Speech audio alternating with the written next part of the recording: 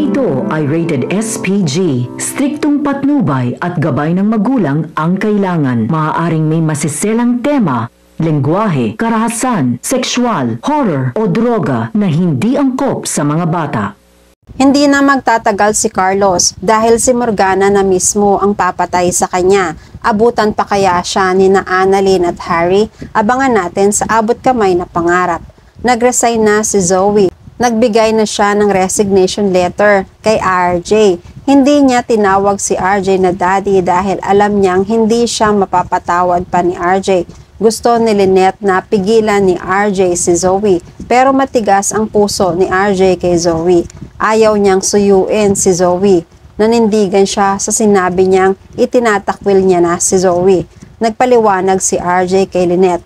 Nahayaan na muna siya magdesisyon sa bagay na ito dahil malalim ang sakit na ginawa ni Zoe. Kung mapapatawad niya man si Zoe, baka sa tamang panahon at hindi ito ngayon. Hayaan na muna siya na maghilom at hayaan na muna si Zoe na matuto siya sa mga pagkakamali niya. Tumahimik si Lynette. Hindi na niya pinilit si RJ.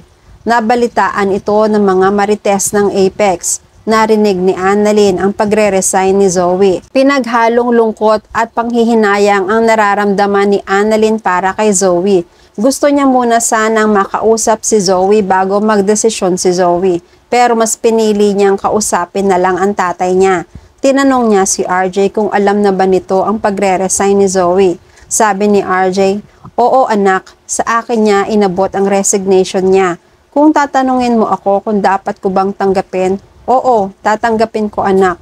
Sinabi ko na naman sa kanya na wala na siyang karapatan sa Apex. Kulang pa nga ito sa lahat ng panluloko niya sa atin." Sabi ni Annalyn, "Pero tay, hindi niyo po ba naisip na bigyan pa siya ng isa pang pagkakataon?" Sagot ni RJ, "Maraming beses na natin siyang binigyan ng pagkakataon, pero paulit-ulit niya lang tayo niloloko. Mabuti na rin ang mag-resign siya, kesa palayasin ko pa siya ulit. Nagdesisyon na ako. Magfo-focus na ako sa iyo anak. Babawi ako sa iyo sa lahat ng pagkukulang ko. Lalo na ng mga panahon na kinakampihan ko si Zoe, na hindi ko naman tunay na anak." Niyakap ni RJ si Annalyn. Samantala, tumakbo si Olga kay Morgana para ibalita ang pagre-resign ni Zoe. Napatayo si Morgana sa pagkakagulat sa ginawa ni Zoe. Galit na galit. "Tonta, bakit siya nag-resign? Hindi muna niya ako kinausap. Napakatonta talaga ng anak ko. Nasaan siya?" Sumagot si Olga.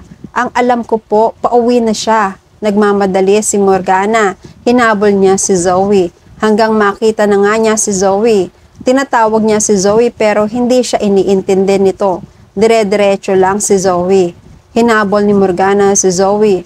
Nagtanong si Morgana, "Bakit ka nag-resign? Hindi mo ito pwedeng gawin. Bawiin mo ang resignation letter mo." Nakakunot ang noo ni Zoe. "Mami, nakapagdesisyon na ako. Aalis na ako kaysa ipagsiksikan ko pa ang sarili ko sa kanila." Nag-walk out na si Zoe pero hinabol ulit siya ni Morgana. Galit na galit sa pagsuko ni Zoe. "Hindi mo man lang ba naisip ang Apex? Hahayaan mo lang ito na mapunta sa kanila?" Naiiyak na si Zoe at nagrereklamo.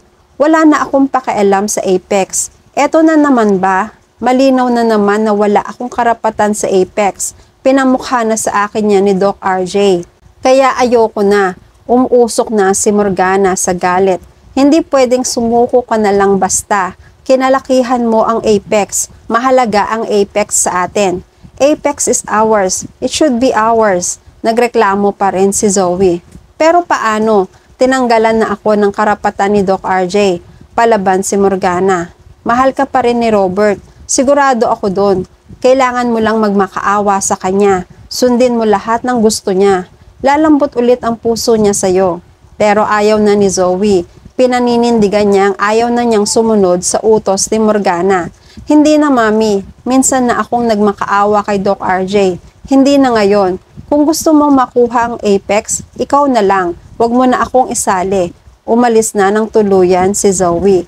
Iniwan si Morgana na galit na galit. Samantala, malungkot si Annalyn na nagpunta sa mga kaibigan niya. Ikinuwento niya ang nalaman niya na nag-resign na nga si Zoe. Hindi man lang kami nagkasundo ni Zoe. Buong akala ko kahit malaman namin na hindi kami magkapatid, magiging magkapatid pa rin ang turingan namin. Pero ang daming nangyari. Hindi na siguro kami magiging masaya ni Zoe. Hanggang dito na lang kami magturingan. Sana lang maging masaya siya sa paglayo sa amin. Nalulungkot rin sina Nurse Ivan at Nurse Karen. Hindi naman siguro huli ang lahat. Malay mo, Doc Annalyn, magkita pa rin kayo. Tapos sa pagkikita nyo, ayos na ang lahat. Parehas kayong handa ng tanggapin na kahit hindi man kayo tunay na magkapatid, pwede pa rin kayong maging close. Tapos dapat mabait na siya para hindi ka na palaging inaapi nun. Napapangiti si Annalyn. Ang sarap isipin na hindi na namin kailangan pang lumayo bago pa namin ma-realize na mahalaga kami sa isa't isa. Nanghihinayang lang ako. Sabi ni Nurse Ivan, alam nyo, ang kailangan siguro sisihin dito si Doc Carlos. Imagine nyo ha, paano kung wala si Doc Carlos? Sumagot si Annalyn, siguro wala tayo sa ganitong sitwasyon natin ngayon. Sabi ni Nurse Ivan, mismo, kung siya hindi na nag-exist sa mundo, tahimik sana ang mga mundo natin. Napapangiwi na lang si Annalyn dahil hindi man lang natupad ang pangarap niya na magkaroon ng ate. Sa kabilang banda, wala nang mautusan si Morgana sa plano niya kay Carlos dahil nilalaglag na rin siya ni Gilbert. Hindi maaaring magising si Carlos dahil sigurado si Morgana na ibubulgar nito na siya si Moira. Nagpanggap na nurse si Morgana para makapasok siya sa kwarto ni Carlos. Inutusan niya si Olga na linlangin ang pulis na nagbabantay kay Carlos para malaya siyang makapasok at gawin ang pag-i-inject sa gamot ni Carlos. Nakahanda na sila, wala na ang pulis. Unti-unti nang pumasok si Morgana na nakasuot ng uniform ng nurse at may suot na face mask. Wala pa rin malay si Carlos. Tinititigan ni Morgana si Carlos at nagbanta. Masyado ka ng maraming paandar, Carlos. It's time for you to rest in peace. For good. Nakangiti si Morgana. Inilabas ang injection na may gamot na lason at i-inject kay Carlos. Habang isinasagawa niya ito, bigla niyang narinig na may parating na tao, sina Annalyn at Harry. Dadalawin ni Harry si Carlos. Napansin ni Harry na parang walang pulis na nagbabantay sa daddy niya. Nagkatinginan sila ni Annalyn. Kinakabahan si Morgana dahil kahit naka-face mask siya ay makikilala pa rin siya ng dalawa. Nagtago muna si Morgana. Hindi niya naitusok ang lason kay Carlos. Pumalpak siya. Maya-maya ay dumating na ang pulis na bantay ni Carlos. Binati sina Annalyn at Harry. Sinabi niya na nagbanyo lang siya sandali dahil hindi na niya matiis. Habang nakalingon at nakikipag-usap sina Harry at Annalyn sa pulis, ay nakapuslit si Morgana.